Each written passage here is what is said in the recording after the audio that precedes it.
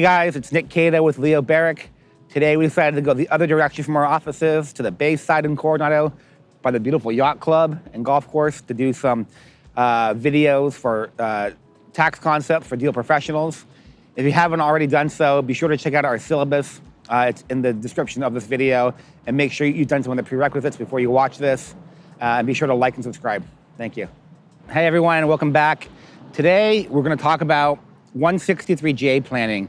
Now, a lot of you already probably know about this, but this rule came out fairly recently. Is not the most favorable. Kind of limits your interest expense deductions on all debt, including third-party debt, to 30% of your adjusted taxable income. And that term is going to be changing a lot in the future, where kind of currently people are using EBITDA as a proxy for calculating the limitation, but in short order, it's going to move to more of an EBIT type figure. And so, in a lot of transactions, like this, there's an opportunity to actually minimize the 163J drag to you as an investor. I really haven't seen it utilized a lot in practice. And so, I often wonder why that is, but this rule, I believe, works, and I would highly recommend you talk with your tax advisor about it, because it's a great planning opportunity. And so, here we have buyers who look to buy this partnership. Let's say he wants to buy 100% of the partnership.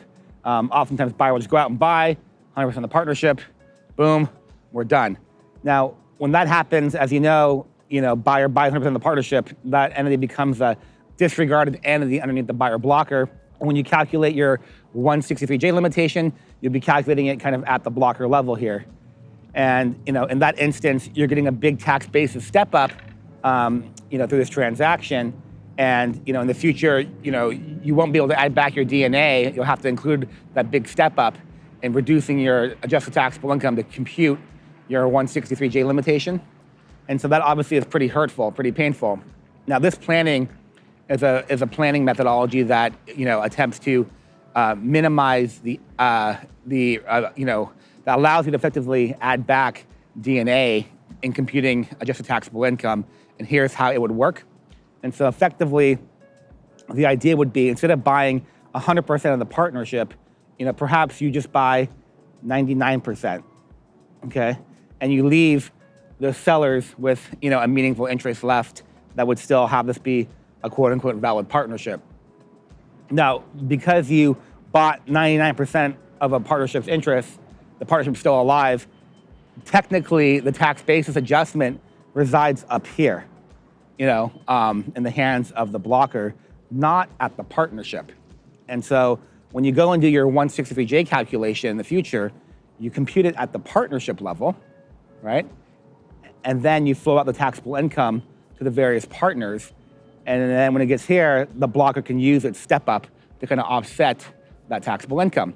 But because the DNA resides here in the hands of the partner and not the partnership, at least the step up piece, you do not have to factor in that step up here in computing your 163J limitation at the partnership level. And so it's kind of a cute idea. I think mechanically it works.